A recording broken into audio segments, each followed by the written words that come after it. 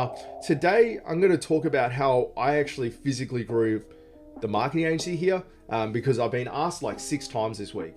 How did you go from where you are, from the start to where you are now? I don't know if it'll work for everyone. I can only speak to what we did. The first 30, 40K of this business a month in revenue was all word of mouth. And I think it's repeatable personally. You just have to be shown how to do it. So I'm going to talk about that. But if you have an abstract business idea or you want me to help you flesh out a business idea, just leave it in the comments or ping me on social media and I'll cover it in the next episode. So let's talk about the agency. So the agency formally started in 2019. Had 3 clients when I started. And then those 3 clients, it's like $4,000 a month or something like that. Sort of covered expenses and stuff. And then COVID hit, right? So I was like ticking along, like I was just ticking along doing the work. Then COVID hit and everything shut down and I shat myself. I was like, okay, well, just started this business during COVID, invested a heap of money growing it, and COVID's now hit. Probably gonna have to go back to work. But what I did, and I feel like it's what changed the trajectory of this agency forever, and I talk about this in other videos, is I basically went, well, I've got all this equipment, this mic, this camera. I have literally all this equipment. I have at least a month of rent here until I have to decide. I'm just going to go down swinging. I'm just going to go and create as much content as I can to help people, because then there's a lasting effect. There'll be some value to what I've done here, even if it's not helping heaps of people. At least there'll be some legacy of what I created here, because I didn't want to just create all this stuff and it just blow away as like dust in the breeze. That was my thought process, and I was like, well, I'm going to go have to work at a petrol station or something, part-time while I try and grow this. So anyway, COVID hit and it absolutely pummeled the marketing space for the first like 2 weeks, because no one knew what was going to happen. Like the government hadn't announced JobKeeper yet.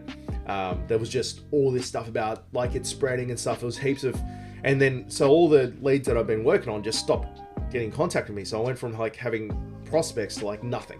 So what I did is I just went, well, look, there's going to be a lot of people that are going to be scared and are going to be trying to work from home right now. Stuff the marketing. I'm just going to make videos about how to set up Zoom, how to run a yoga studio from home, like recording.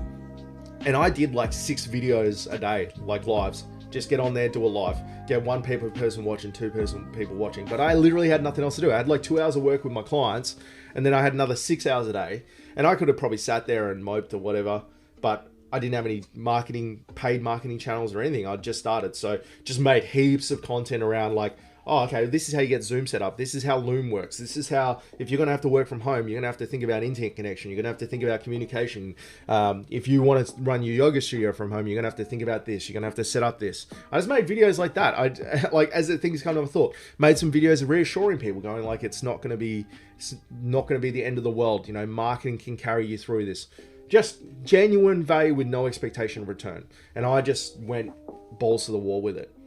Then what happened is they announced JobKeeper, and that day I had like 11 inquiries in the inbox from people that had been watching my stuff and just lurking and sitting in the background and going, oh, Jimmy, I really love what you're doing. I was just waiting to hear what was going to happen before I contacted you. That set the course. And then I went, okay, well, if I did that, then it stands to reason that if I keep creating content, live streams and things like that, then more people are going to see that and more people are going to contact me. So I made an effort to make 3 lives a week. At that point, I was making 3 live videos a week about, like, Frothy Friday came from that. So Frothy Friday, I'd do an interview and I'd do one on just my philosophies on things. Then I hit the pavement. I went to networking events. I went to the Chamber of Commerce and I really, really pushed hard at the Chamber of Commerce, local chamber, attended events, spoke to people, just tried to provide as much value with no guise of like, I'm trying to sign you up as clients. Like, what's your problem? Okay, well, have you thought about doing this? Have you tried this? That came full circle. Combination with that, the lives came full circle. Got some clients, did the work. And then I have this philosophy around firing for effect. So you'll see, anytime I create something, I'm trying to get maximum effect from that content. So we create a website build, right? Build a website, do like a graphic for it, talk about it. I do a live about it, like how we made it. But then I would take that picture and I'd post it into Facebook groups, like hundreds of Facebook groups. I'm banned from hundreds of Facebook groups because I just became annoying. But I'd post it, and that would lead to one person talking. Then what happened is I got enough initial traction that we started to get known for doing good work, which then created this referral loop. Another trigger was at the very start, I attended the Digital Marketers Australia conference when I just started. And I went there and I went, I'm not going to pretend to be bigger than I am. I'm just going to bare my neck and pretend and be who I am. And what that did is it created a referral network within the network, within the marketing space. So I had people that I knew from that referring overflow clients and stuff to me, just feeding me their work, and made some good connections from there. So the referral loop started happening. Then I was like, okay, well, I'm just going to email clients after I'm done with them and just ask them, do you know anyone else that could use my services? You know, the stuff that you would do traditionally, and did that. Got some referral work there. Then we got more concerted with the marketing and the social media. So we started being more visible. Actually, I'm going to tell you the exact story of how I knew all this was working.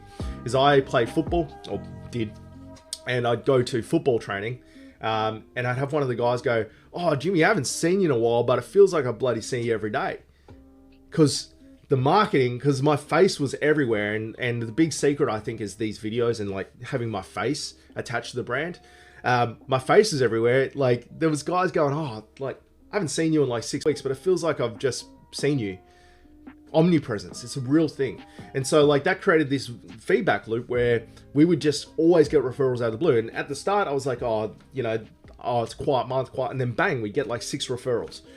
And now I'm just like, I bank on the fact that I'm going to get 1 or 2 referrals a month, which always happens now, because the feedback loop is always there.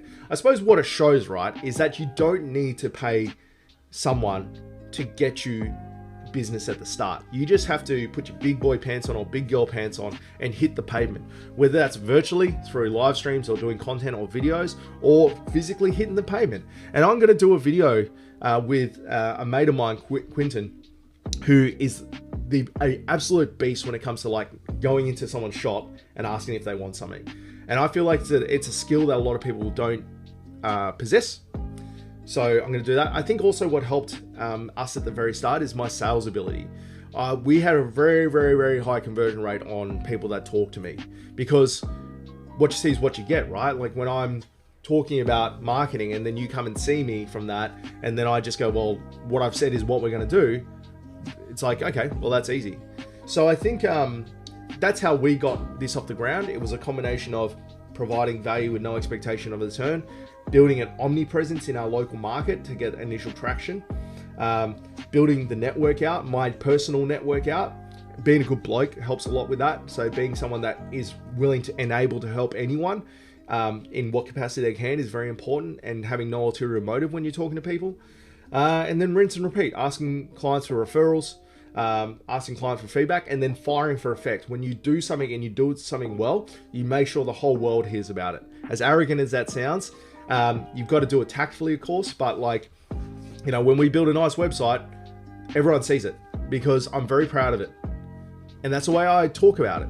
I don't talk about it as like, oh, look how good we are. It's like, you know, I'm just super proud of what we've built here.